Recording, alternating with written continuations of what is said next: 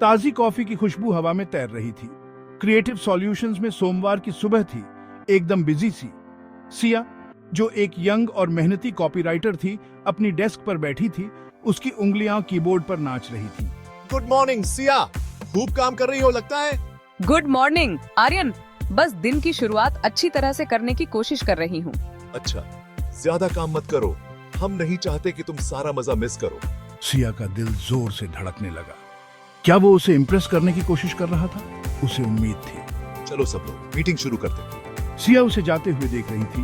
उसके अंदर एक अजीब सी घबराहट और एक्साइटमेंट थी। 10 मीटिंग चल रही थी। आर्यन अपने चार्म से बात कर रहा था, लेकिन सिया को ध्यान लगाने में परेशानी हो रही थी। आर्यन की मौजूदगी, उसका हर शब्द पुरानी यादों को वापस ला रहा था, जिन यादों को वो दबाने की कोशिश कर रही थी। वे 1 साल पहले एक इंडस्ट्री इवेंट में मिले थे। सिया उसकी बुद्धिमत्ता और हास्य से तुरंत प्रभावित हो गई थी। उन्होंने उस रात घंटों बातें की थी, अपने सपनों और आकांक्षाओं को साझा किया था।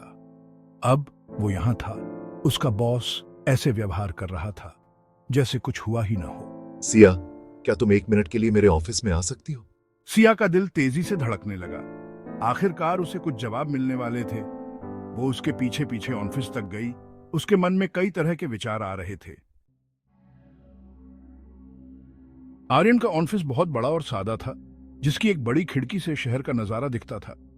सिया उसकी डेस्क के सामने बैठी, घबराई हुई। सिया, मैं तुमसे कॉफी कैंपेन के बारे में बात करना चाहता था। आर्यन ने प्रोफेशनल लहजे में बात शुरू की। सिया ने उसकी बातों पर ध्यान देने की कोशिश की, लेकिन उसका मन उस रात की बातों में ही खोया हुआ था। मुझे पता है कि जब से मैं यहाँ आया हूँ, हम दोनों को ज्यादा बात करने का मौका नहीं मिला, लेकिन मैं कहना चाहता था कि मैं पिछले प्रोजेक्ट पर तुम्हारे काम से बहुत प्रभावित हुआ था।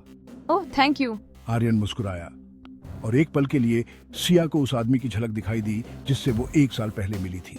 मुझे पता है कि हमारी शुरुआत अच्छी नहीं रही। आपका क्या मतलब है? उसने पूछा। उसकी आवाज धीमी थी। उस रात अवार्ड सेरेमनी में हम उसने बात शुरू की, लेकिन अचानक रुक गया। 15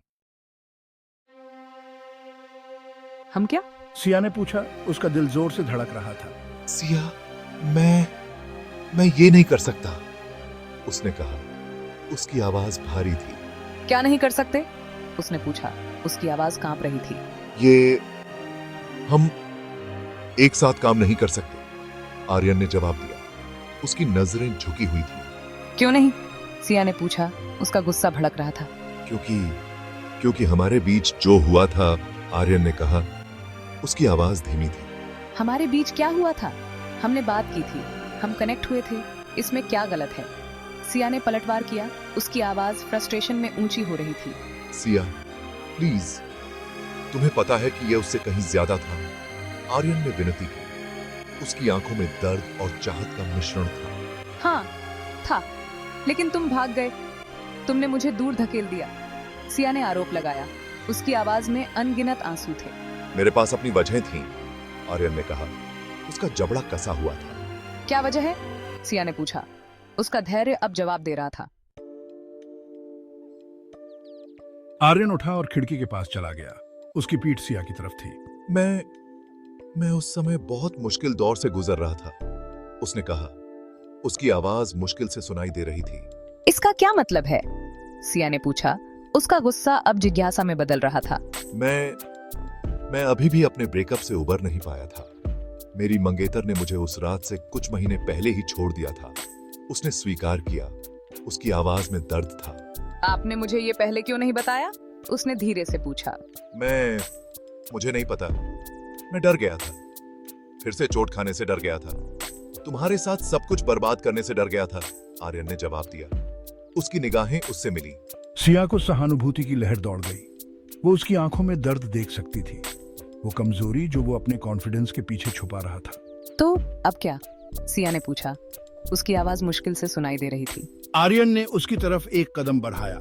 उसके चेहरे पर उम्मीद और अनिश्चितता के भाव थे। मैं अब और नहीं भागना चाहता, सिया, तुमसे नहीं, लेकिन मैं समझता हूं अगर तुम मुझे अतीत के लिए माफ नहीं कर सकती, उसने कहा। उसकी आवाज में दर्द साफ झलक रहा था।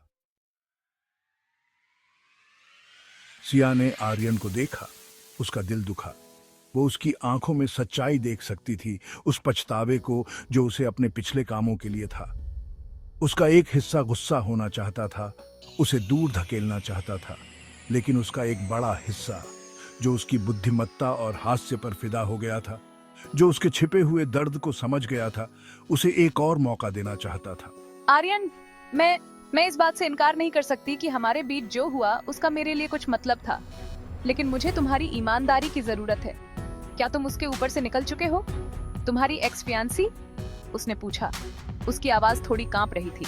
सिया, जिस पल मैंने तुम्हें फिर से देखा, वो सारी भावनाएं जो मैंने दबाने की कोशिश की थी वापस आ गई। उस रात मुझे तुम्हारे साथ जो कनेक्शन महसूस हुआ था वो सच था, और वो अभी भी है, उसने कहा। उसकी आवाज भावुक थी। उसने अपना हाथ बढ़ाया और प्यार से उसका चेहरा अपने हाथों में थाम लिया। सिया, मैं तुमसे अतीत को भूलने के लिए नहीं कह रहा हूं, लेकिन मैं एक मौका मांग रहा हूं, नए सिरे से शुरुआत करने का मौका, तुम्हें यह दिखाने का मौका कि मैं सचमुच कैसा महसूस करता हूं। सिया ने आर्यन की आंखों में देखा। उसका दिल जोर से धड़क रहा था। उसने उनकी गहराई में प्यार और पछतावा देखा, और वो जानती थी कि वो अतीत को अपने भविष्य को तय नहीं करने दे सकती। उसे भरोसे की छलांग लगानी पड़ी। ठीक है, उसने फुसफुसाते हुए कहा। उसकी आवाज मुश्किल से सुनाई दे रही थी। आर्यन के चेहरे पर एक धीमी मुस्कान फैल गई, जिससे उसकी सालों की पीड़ा और पछतावा मिट गया। थैंक यू सिया, ये मेरे लिए बहुत मायने रखता है, उसने फुसफुसाते हुए कहा। उसके होंठ उसके होंठों को छू रहे थे।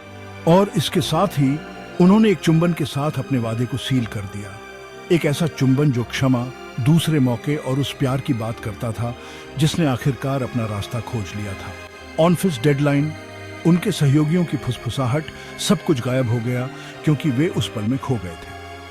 वे जानते थे कि आगे चुनौतियां होंगी, लेकिन अभी के लिए वे इस नई शुरुआत, प्यार के इस मौके का स्वाद चखने में मग्न थे जो बहुत समय से आने वाला था। 10